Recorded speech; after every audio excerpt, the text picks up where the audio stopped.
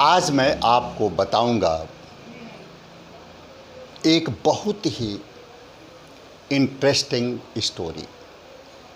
एक मैथमेटिशियन जो शुरू से ही बड़े ही अध्यवसायी रहे, पाइथागोरस, जिनके बनाए गए थ्योरम का यूज़ हम 7th क्लास से शुरू करते हैं, आगे की क्लासेज में भी यूज होता है। इनकी कहानी ये है कि जब ये 8 साल के थे तभी इनको कुछ ज्ञान प्राप्त हुआ। ज्ञान किसने दिया? इनके गुरु ने। इनके पिताजी का एक ग्रुप था और ये लोग एक गुरु जी के पास जाया करते थे।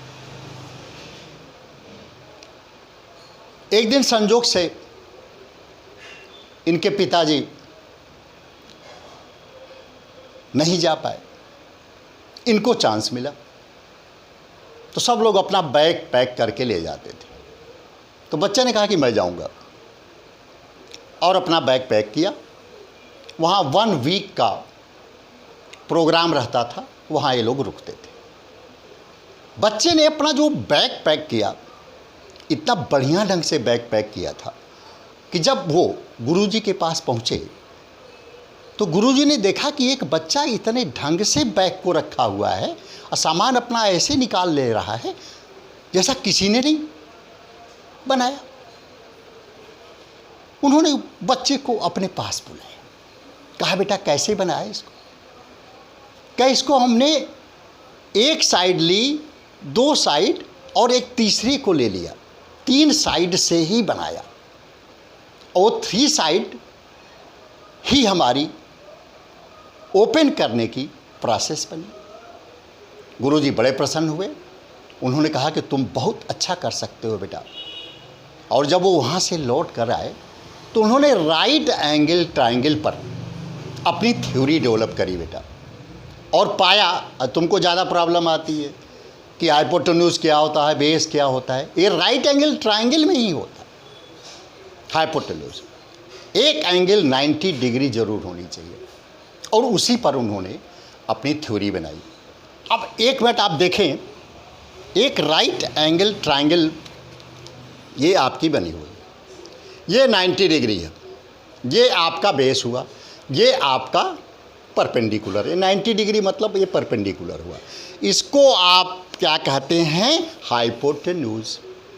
अब उन्होंने अपनी बुद्धि जब लगाई तो ये पाया कि इसका इस साइड की लेंथ मेजर करी, इसका स्क्वायर करके एक जगह लिख लिया, इस साइड की लेंथ मेजर करी और इसका स्क्वायर करके एक जगह लिख लिया, और तीसरी साइड ये जो बेस है इसकी साइड मेजर करी और इसका स्क्वायर करके एक जगह लिख लिया।